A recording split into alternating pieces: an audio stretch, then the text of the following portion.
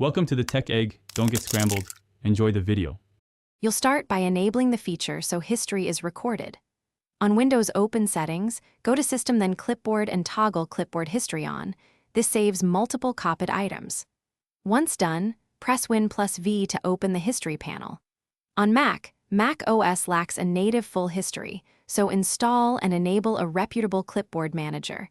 This registers shortcuts and permissions. Make sure to allow accessibility or input monitoring permissions, so the manager can capture Clipboard entries reliably. Once the history is active, open it to view, paste, and organize entries. Press Win+V on Windows, then click any item to paste into the active app. Use Pin to keep important clips.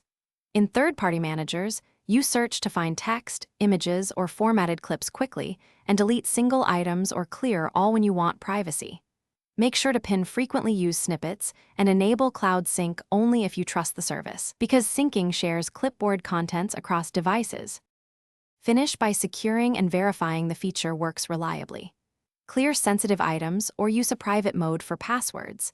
Clipboard history retains content until removed, so make sure to purge what you don't need. If the history panel isn't appearing, restart the Clipboard service or the Manager app and check accessibility or input permissions.